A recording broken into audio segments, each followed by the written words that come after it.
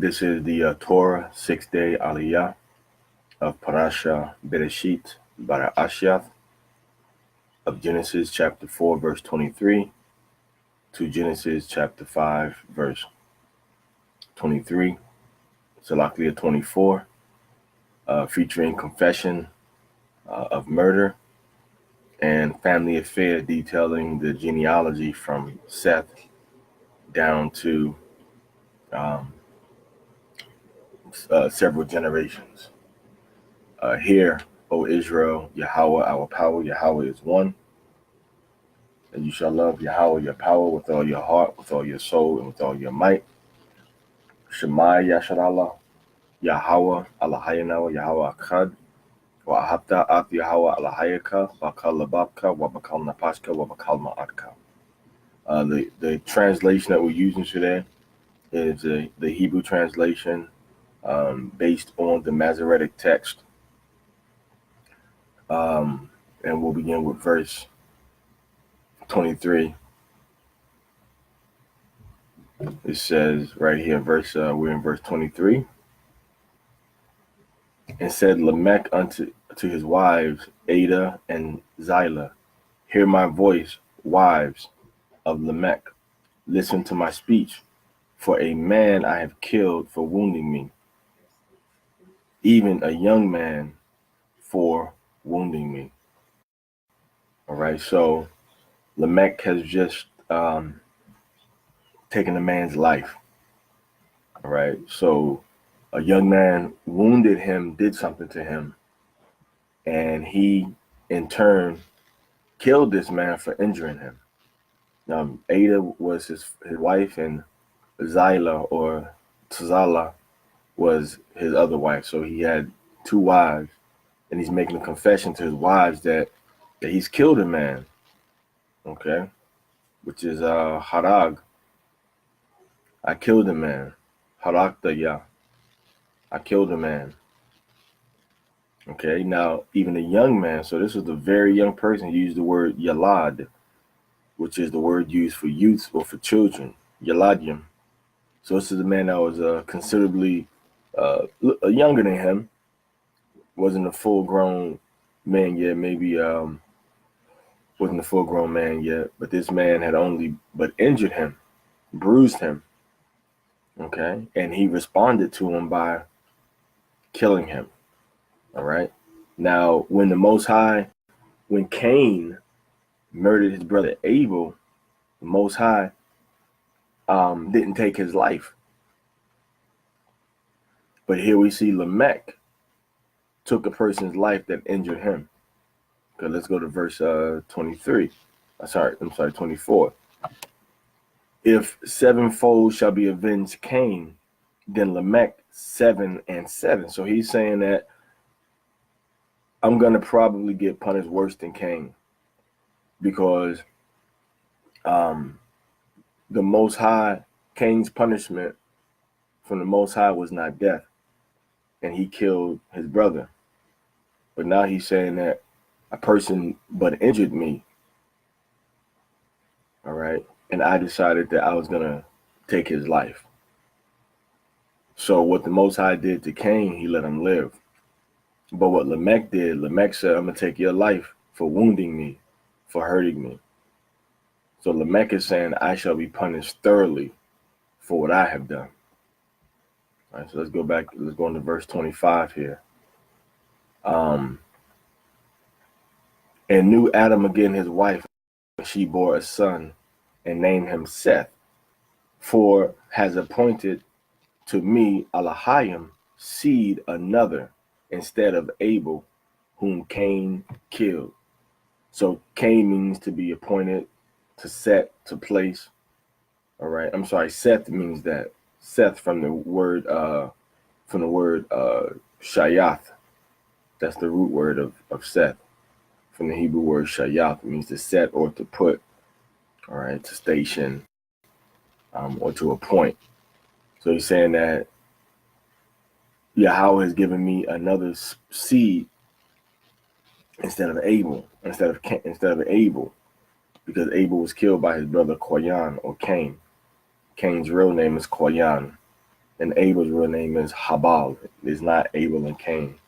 It's Koyan for Cain and Abel for Abal. Abel for Habal, rather. So what Adam is saying here is that the Most High is giving me another seed in my stead. Give me another seed just like me that's going to carry on the positive way of rulership and actions on the earth. So he's glad that the Most High is giving him a replacement for Habal, for Abel. So now verse 26. And as for Seth also, to him was born a son, and he named him Enosh. All right? Enosh. Unwash. Then began men to call on the name of Yahweh. Now this is a curious passage because it says men began to call on the name of Yahweh. Now remember, what we're reading now was actually something that was written from Ezra after the name of the Most High had been revealed. All right, after the name of the Most High had been revealed, we can look in Exodus chapter 6, in the first verses, where the Most High said that He wasn't known by His name Yahweh. All right, so when they called upon this name, it's possible that they were calling upon the name Allah Shad-Yah, as opposed to the name Yahweh right here. It's possible that they were calling on the name Allah Shad-Yah. So basically, men began to give praise and honor and worship to the Most High Yahweh. So that's what we can get, out of that. All right. That's what we can get out of that. So it says, begin to call. All right. It's quarter. All right. So men began. All right. So he called upon the name of the Most High, the power, understanding of the Most High. But let's look at this word here. Pierce, bore. How is it used? Began. This word can also mean to pollute or profane, depending on how it's used. So either way, there was a shift in how people, shalom, regalia, dawada. So either way, we see that there was some sort of a shift, okay, in people's perception of the Most High. All right, now let's go into chapter 5. Now this is, a lot of this is pretty straightforward. It says, this is the book, Sapar.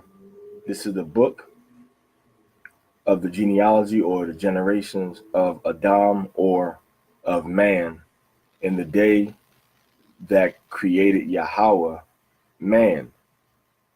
In the likeness of Elohim, He made him. So this is you could say the genealogy of Adam in general, or you can say the genealogy of Adam, the people. And the reason I say the people, in that day, the day which is the 1,000 years, because remember Adam only lived for 930 years. He didn't live a full 1,000 years. The Most High said, the day you eat of this fruit, you're gonna die. So he never reached up to that 1,000-year mark. He died, and subsequently the Most High said, okay, y'all not gonna live. I'm only gonna let y'all live to 120 years. And then later on, after that, the Most High said, okay, we have 70 years short from where Adam could have reached that millennium mark, that 1,000 mark.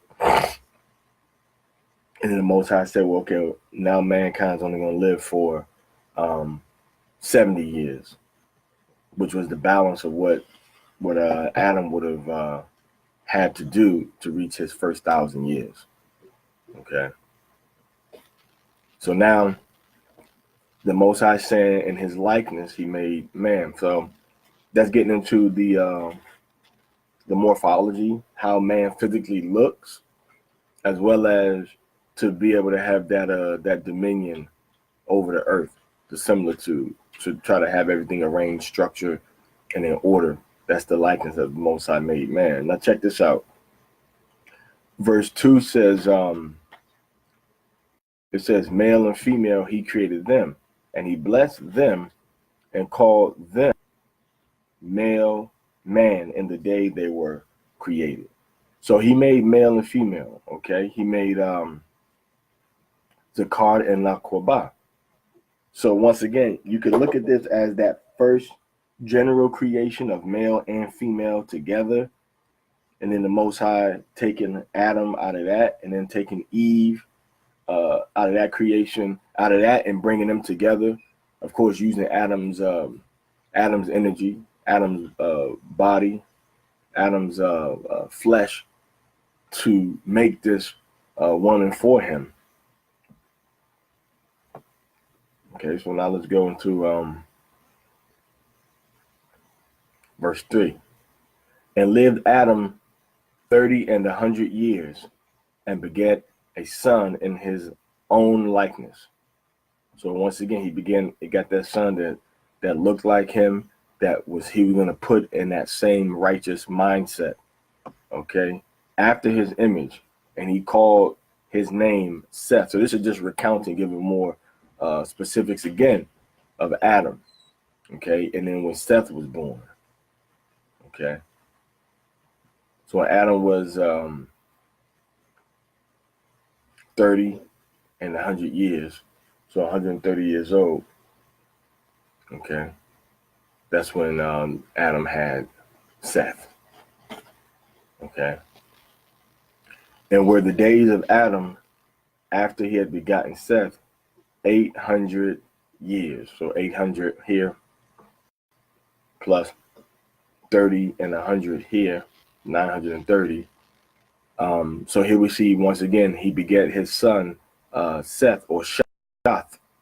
And Shath was like Adam, meaning Shath took over the leadership responsibility of Adam's empire, of Adam's kingdom. He became the ruler of the earth, if you will. He became the king over everything. All right. He became the ruler, the king, all right, over the whole creation. So he walked in his father Adam's footsteps. That's what it means, in Adam's likeness and in Adam's image. Okay. That's what it's talking about. So we're going to pick up from verse 4. He begat sons and daughters. So now Adam had more children after Shath. So far we see Adam only has 3 children. Qayan, Habal, and Shath, which is Cain, Abel, and Seth. We don't see anything about any other daughters, any twins, or anything of that nature. All right. So we see Wa, okay, Wa Yawalad, and birth. Now this Wa Yalad, this Yawalad rather, beget, is the same root word that we have up here for the generations of Adam. All right. It says Tha Waladath. Okay, Tha Waladath, which is from what? Okay, Yalad. Tha Waladath. All right, so that's the same root word, which is Yalad. You can see it right here. Okay, Lad. So it's basically dealing with the offspring and the seed, the family line, the family tree. Okay. So once again, then Adam had in verse 7, he had other sons and daughters, daughters. So now it says in verse 8, so were all the days of Seth 210 and years 900. Okay. So that's, I believe that's going into 922 years. as far as the how long Seth lived. Okay. Well, 12. I'm sorry. It's going to be 12 because of the shop. They're grouping the 10 and the 2 together. All right. So my bad on that. So it says 2. It says 2 and 10 years and 900 years. So 2 and 10 is 12. Okay. So 12 plus 900, which is 912. All right. So he lived 912 years. Okay. So are all the days of Seth 210 and 900 years, and he died. All right. So Seth died, and he had children.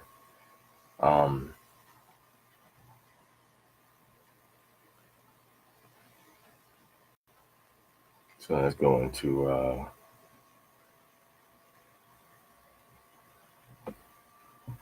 okay. So now we're dealing with Enosh in verse 9. Let me go back to verse. Well, we read verse 7. And lived Seth after he begat Enosh, Anwash, 7 years and 800 years, and he begat sons and daughters. So Seth in verse 7 had sons and daughters after Enosh. All right. Doesn't list all of their names. Then it says, so were all the days of Seth 210 years and 900, and he died. So Seth died, had his children, moved on. Now remember, they're not supposed to be dying though. Really, they're supposed to live forever. But everybody is inheriting the sickness that Adam has, which caused them to die. It's like a zombie movie. You know, once you die, you turn. In this case, once you're born, you're going to die, because Adam was supposed to live forever. Adam was not supposed to die. But because of his disobedience and him following after his woman and eating of that fruit, then Adam had to take on death, because that comes with the tree of the knowledge of good and evil, because he hadn't taken of the tree of life yet. If he had taken the tree of life and taken on the tree of good and evil, he would have lived forever as a God. And the Most High, the rules the Most High set up is that he couldn't kill him then. All right. And live. Let's go back up to verse. Let's go to verse 9. And lived Enosh 90 years and begat Quayanan or Canaan. And lived Enosh after he begat Canaan 510 years and 800. So 815 years. And he begat sons and daughters. So were all the days of Enosh 5 years and 900 years, and he died. So now I want to point something out also. Between these past few verses, these men are living a long time. So they didn't need no special angels to come down from heaven to tell them about metal, to tell them about the stars, to tell them about the planets. These weren't dummies. These are geniuses. And these men observed the planets, they observed the oceans, they observed animal life for literally hundreds of years, and they kept records, and they wrote these things down. And they passed this knowledge on to their descendants. So if you got 900 years, 800 years on the planet Earth, you're not going to live the life of a fool. And remember, these people are under Adam. How did they know all the names of all the animals? Adam had pictures. Adam had names that he taught his descendants, his children, of these animals. And remember, Cain was building cities. So these aren't idiots. They're not walking around in loincloth, and they're not walking around on all fours. These are upright, intelligent, human being creatures. Salah Israel, Shalom, hello. These are upright, intelligent creatures.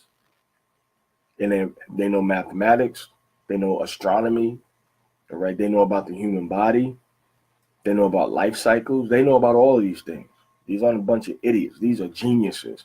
And they all coming out. We're reading now about the descendants of Seth, of Shath, who is the appointed heir of Adam's empire. Okay, so it says, verse 13 or verse 12, and lived Canaan 70 years, and he begat Mahalalel, which is Mahalal Allah, or Mahalal Allah. Okay, Mahalal Allah. All right. Man and halal is praise, and Allah is power. You can see that in the word when you look at it. So ma halal, that is the praise, or who is the praise of the power, like ma yaka'ala, who is like the Most High, but this is what is, or who is the praise of the Most High, of the power actually. Verse 13, and lived Canaan after he begat Mahalalel 40 years and 800 years, and he begat sons and daughters. All right. Verse 14. So were all the days of Canaan 10 years and 9, which is 19, 10 years, and 900 years, and he died. So 910 years, and he died. So records, archives, science, wars, tactics, just a flood of intelligence these people are collecting over 900 years of their lifetime. And they're sharing this with their own families. And they're guarding these things also. Herbs, medicine, healing.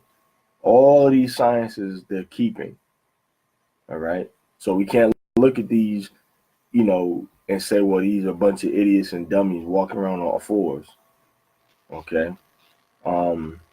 Now, the Gilgamesh writings account for the story of Noah and the battle, the Gilgamesh epic. They account for the story of Noah and the flood and everything. Those are corrupted versions of what the Most High had allowed us to keep records of. All right.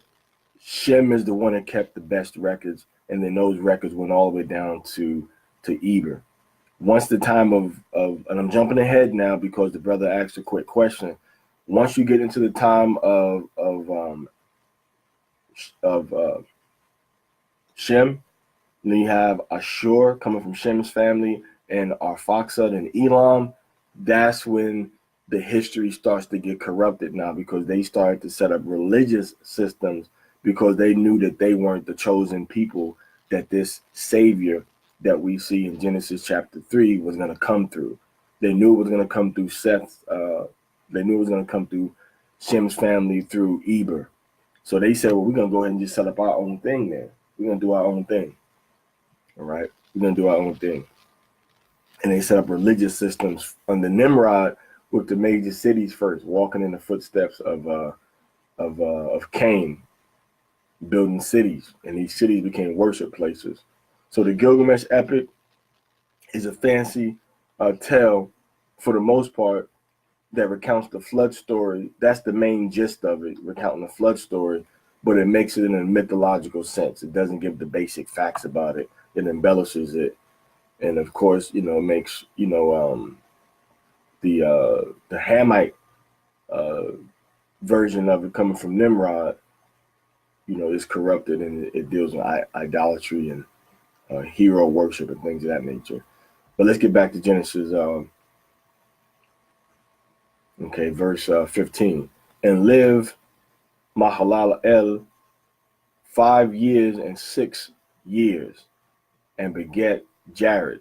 And live Mahalalel, I'm in verse 16, after he beget Jared 30 years and 800 years, and beget sons and daughters. Now, to prove what I'm saying, it's only given the main sons, but they're saying, oh, he got a bunch, he had other sons and daughters, but it's not giving their names. Why? Because those aren't the stars of the show. It's only giving the stars of the show and the ones that genealogy, that knowledge, that rulership is being passed down to. Okay, verse 17 over here. So were all the days of Mahalalel, or Mahalalel, 95 years, okay, and 800 years, and he died.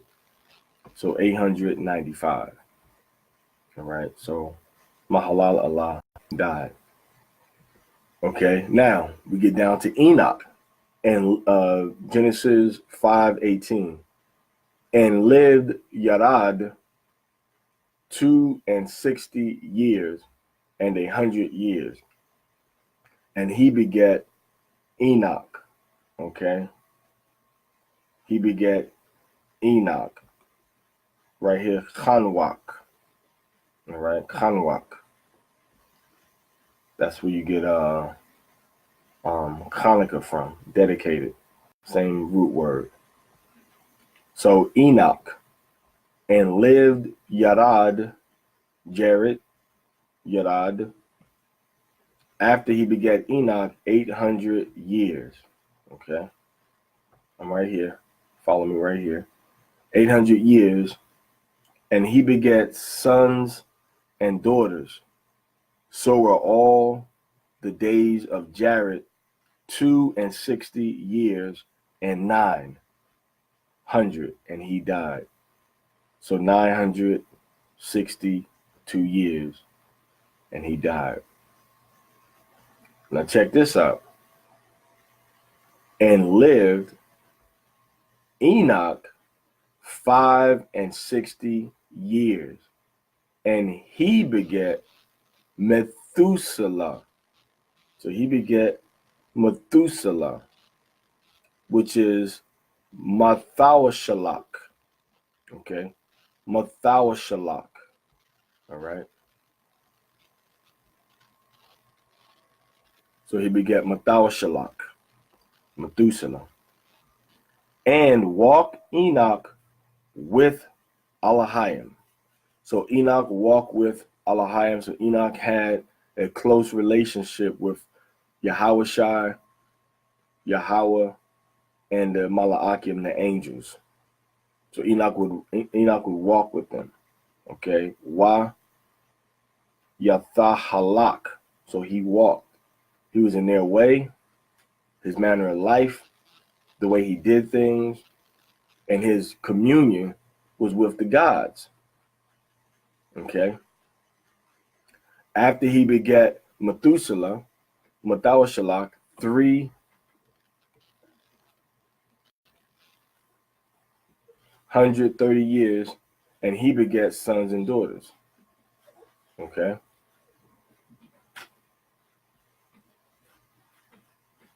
So were all the days of Enoch 65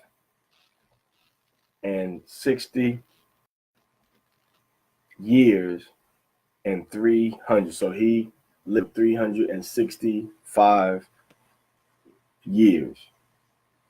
Okay. So he lived the amount of years of the rotation cycle of the sun and the earth, 365. All right. So it says, and walked Enoch with Ha'alahayim, walking with the powers. That's going into the Most High, Yahweh, and the other angels, the other creatures and beings of high intelligence, spiritual powers. It says, and was not. For took him Alahayim. So Enoch ceased to exist on this plane of life, and he was no more. Okay, he was no more. Enoch didn't live anymore. All right. Enoch did not live anymore.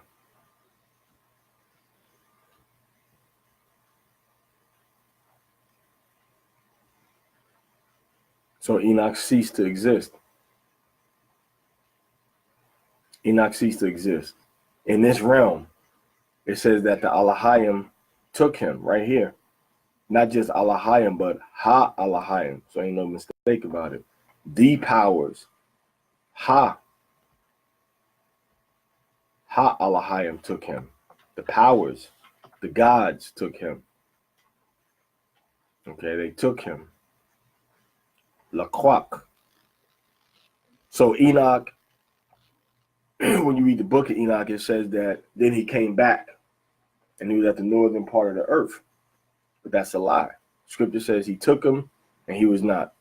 So the whole book of Enoch is based on the fact that this man was not and then he was. But the way the Bible, the Torah ends the story is that he was not.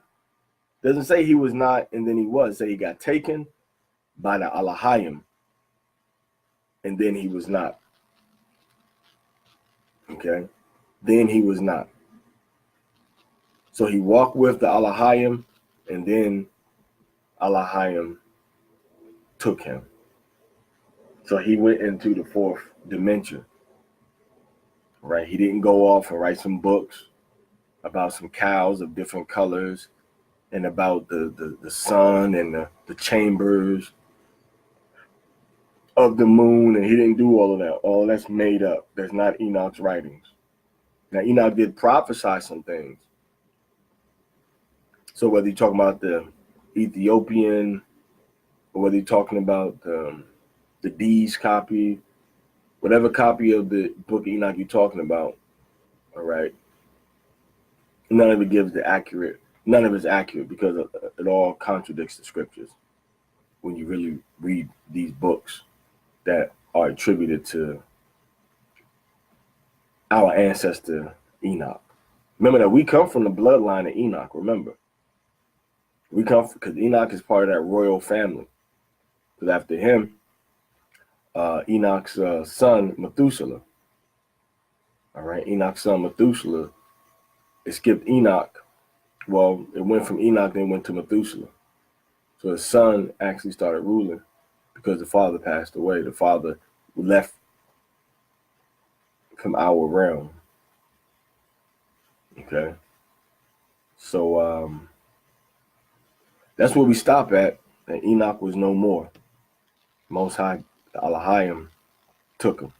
So the book of Enoch says that he got taken, and then he came back to the earth, and then he wrote a book, and then the angels was talking to him on the earth. That's nonsense. That's not the truth. All right. So the book of Enoch is not a holy, inspired book of the Most High. So we just went into this chapter from 4:23 to 5:24, and we pretty much finished it. We breezed through it. Like I said, it was straightforward. Wasn't a lot that we really had to go into and expand on. But what I really want you to understand is right here. It says Wa Ayan Ayanan Wa. All right.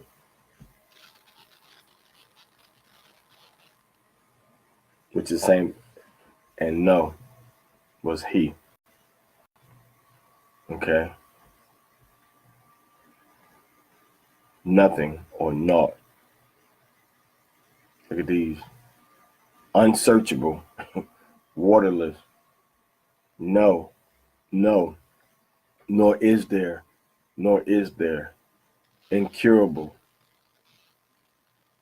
Right? Infinite, lacks, leaves no, neither. These are just all of the ways that they translate this word up here. Ayan, which means there is no. Like we say, ayandabar. There is no word or there's no matter. It's no matter, like denada. It's of nothing. That's what denada means is of nothing.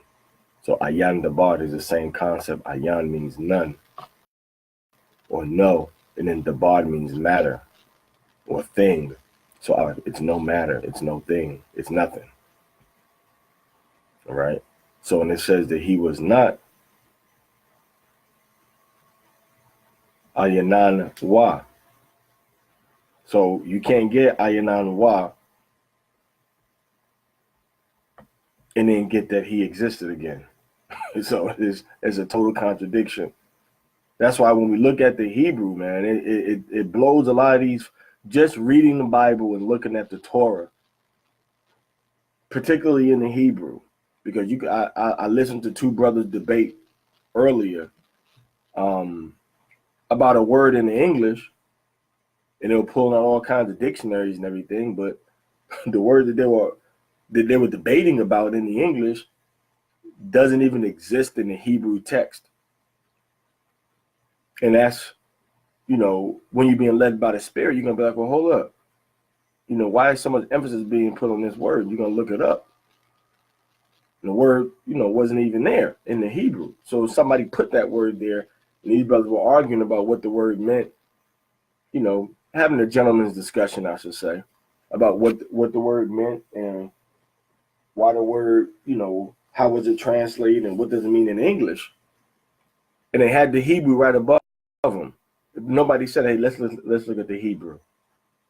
And if they would look at the Hebrew, they would have said, well, the word ain't even there, man. So let's not even trip. But the Hebrew did give a lot more understanding to make the point that one of the brothers was trying to make. Not the English. He tried to use an English word that was put there, but it wasn't the English. It was the Hebrew. But neither brother brought out the Hebrew, what it was really saying. They pulled the Hebrew up, but they went to the little translation of what it meant. They didn't go to the Hebrew text to say, okay, let's read this. Even if you read it with these English words or without the English word, with just the lone Hebrew, if you just read Chayelakwak Athwa Alahayim, if you just read that straight up, okay, for took Athwa to a toward, remember, Ath is always going to be associated with a verb, an action, the completion of this action. So money was completely Athwa, completely him, completely he was taken by the Alahayim and was not. So I don't even got to go. We don't even got to discuss no book of Enoch. We ain't got to go to the book because the Hebrew says that the man was totally non-existent. He was totally taken, and he was not no more in our atmosphere at all. So we don't even have no discussion when it comes to the book of Enoch, man. So all the brothers with the Hebrew scholars, and I know the Hebrew and I read the Hebrew. Okay, well, just tell you the man that stopped existing in our realm. Everything we've been reading so far is about people existing in our realm. And once it talks about these people don't exist in our realm no more, they don't come back. We never seen nobody come back yet. So with Enoch, there's no special indication for us to be like, well, he came back. Well, he was taken. He was taken. And when he was taken, he didn't come back. If you say he came back, you add him to the book. Okay.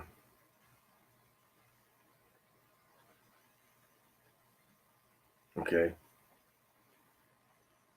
He stopped existing. Okay, so there's no room for him to go to the northern parts of the world. And we talk about the northern parts of the world, man.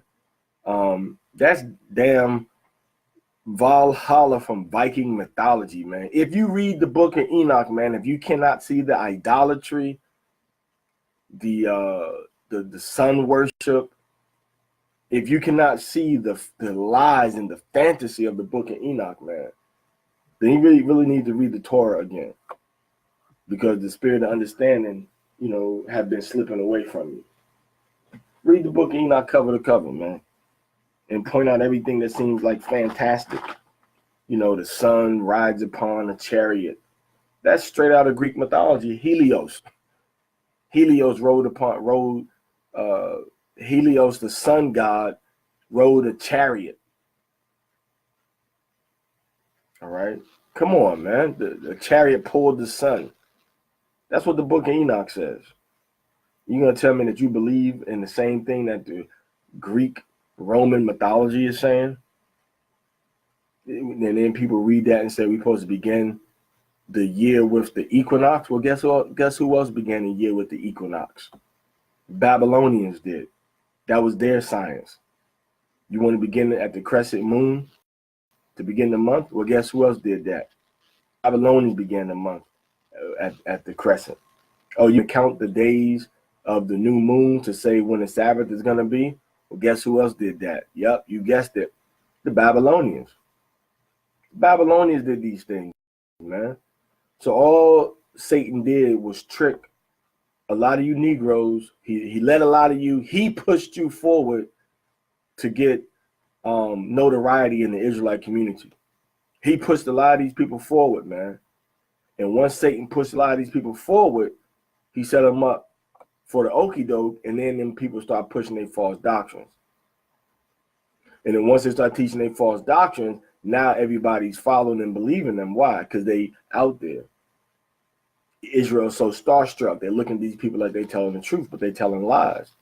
But because people are so starstruck from who's saying it, they believe it. All right. Somebody went to Jerusalem, and now they said the book of Enoch is for time. And then some brothers went to Jerusalem and said, oh, yeah, we got to use the book of Enoch now for time and for the new months, just because somebody from Jerusalem said it. But it contradicts the Bible, because the Bible says that Enoch was not no more. So you can't overlook this. You can't add to the book and say, well, he was not, but then he was. Well, if he was, that means he was not. That means you contradicting the Bible, because the book of Enoch clearly states that this man died. This man went from the fourth dimension. And then the angels, and then he was brought back down to earth. Now, we're not even going to go into the fact that the book, now we know these are all black people that we're reading about. All black people, all brown-skinned beings. We're not even going to go into the fact that the book of Enoch says that Noah was born with white skin and blonde hair like the angels.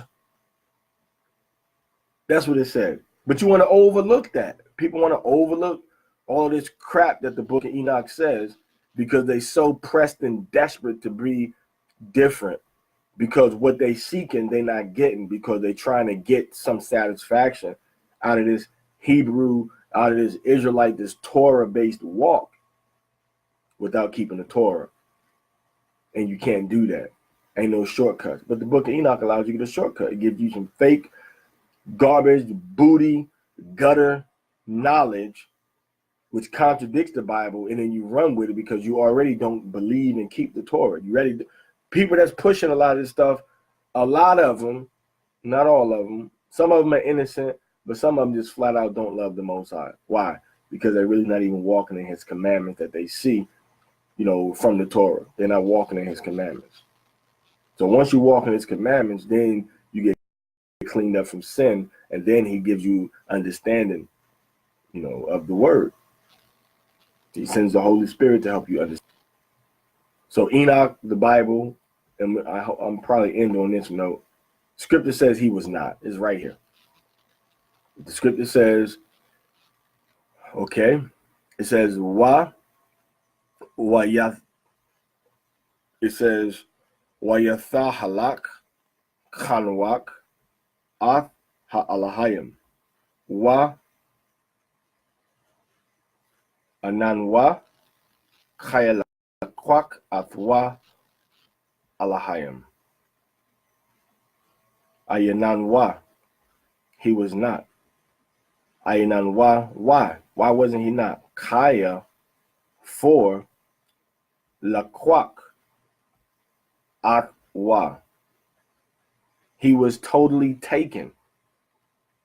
Atwa, the completion or fullness of an action is athwa.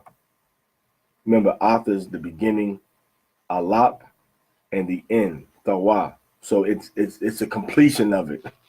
So son got totally, our father Enoch got totally taken up. They took him totally, athwa, beginning and the end. They took him. Who took him? Aliyah. So Aliyah took our ancestor Enoch. So how can he be? If the scripture says he was not right here. Wa ayanan wa, and not, and no more him. So he stopped existing. He stopped existing. He stopped existing. Let's look at this, how they got this broken down.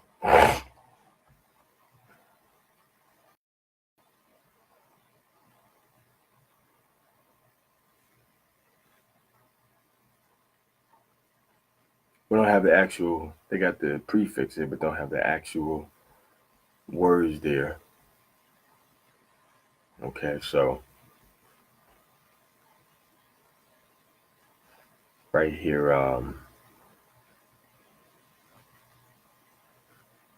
Ayanan. So he stopped existing, man. If the Bible say Enoch stopped existing because he was completely and thoroughly ath, wa, him, by the Aliyah, then how the hell he gonna come back and write a book? See that madness? A simple verse kills the whole doctrine. Well, the Bible said Enoch, seven from Adam, he prophesied. Okay, he prophesied, but didn't say he wrote no book. Don't say he wrote a book. Doesn't say he wrote a book. Abraham prophesied and Jacob prophesied. They were prophets, but don't say they wrote no books that was passed down to us. Okay, I don't care if they are found in the Qumran, the Dead Sea Scrolls. So what? Don't make it true. Don't make it true. Just because you find something in the library doesn't mean that book is true. Because these guys are already living on the outskirts of Israel. They had a book, the sons of the battle between the sons of light and the sons of darkness, that they thought was happening once Jerusalem got invaded. They thought that was it. So how are we going to look to them to say they got the holy, divine, unaltered books if we know they don't? Okay. So stop the madness, man. The book of Enoch, the whole book, it's rubbish. The book of Enoch, all of them, the whole lot of them. The whole lot of them is rubbish. All the books of Enoch are rubbish. Don't like it, hurt your feelings, okay? Read it. Read the book of Enoch, and you haven't, see, when we sat down and did this as brothers, we sat down and we looked at the book of Enoch, line for line, and compared it to the Bible, and we found so many errors. The whole book is errors all throughout the whole book. Now, somebody might say, you got to chew up the meat and spit out the bones. Well, I can't teach my children from a book that got bones in it.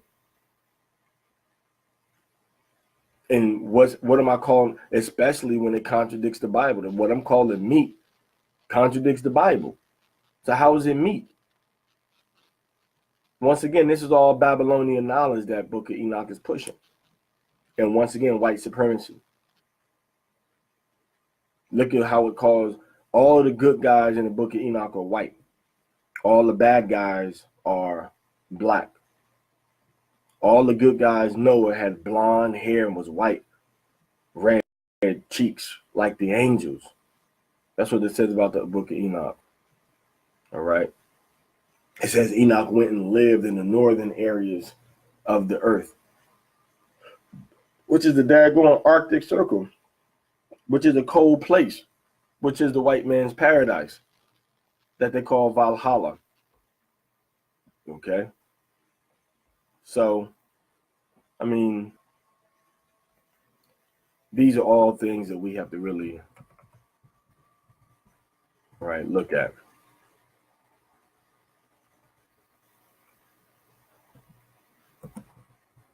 Okay.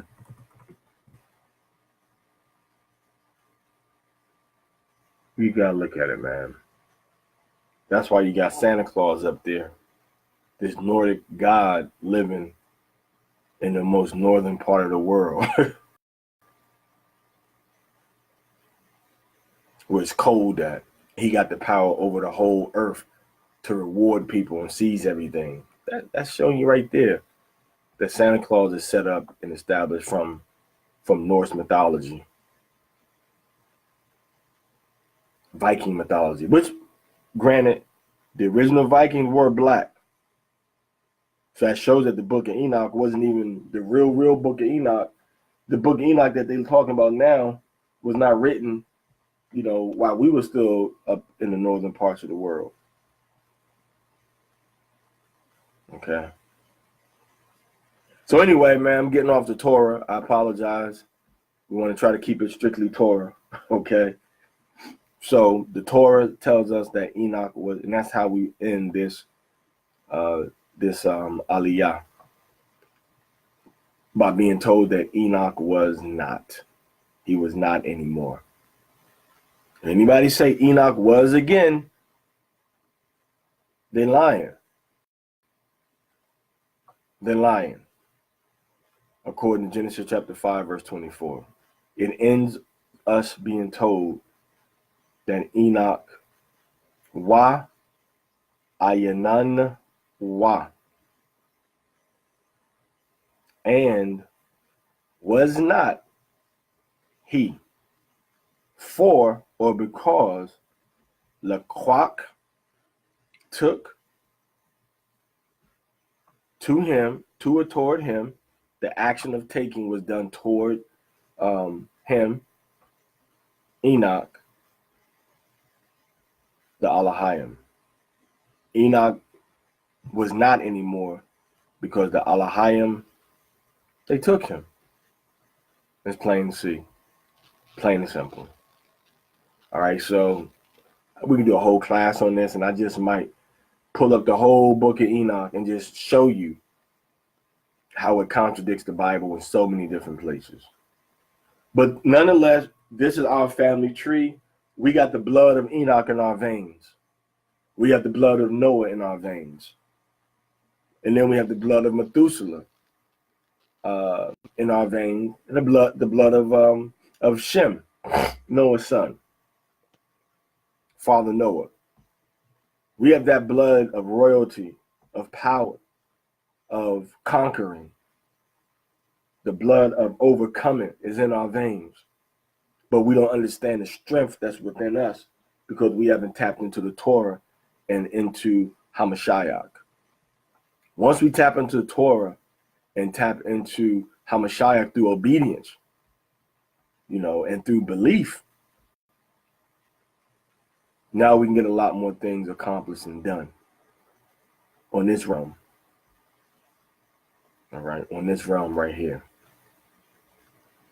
All right. All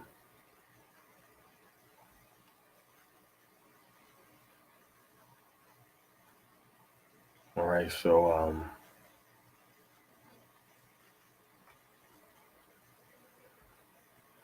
matter of fact, hold up. What I'm gonna do right now,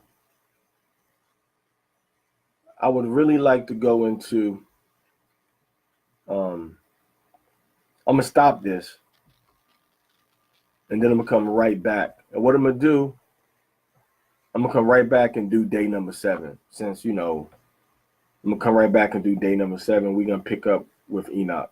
So I'm gonna go ahead and stop this video. So when I stop it, y'all come on right back.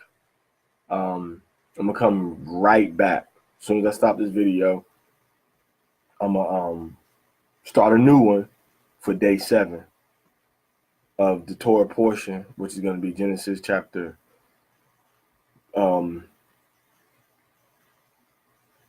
5, verse 25 through 6:8. It's such a short chapter, such a short reading. we're going to just jump right into that real quick. All right, so come right back with me. I'm going to shut it down and then bring it right back up. All right, 5:25 to 6:08. All right, Shalom Lakam.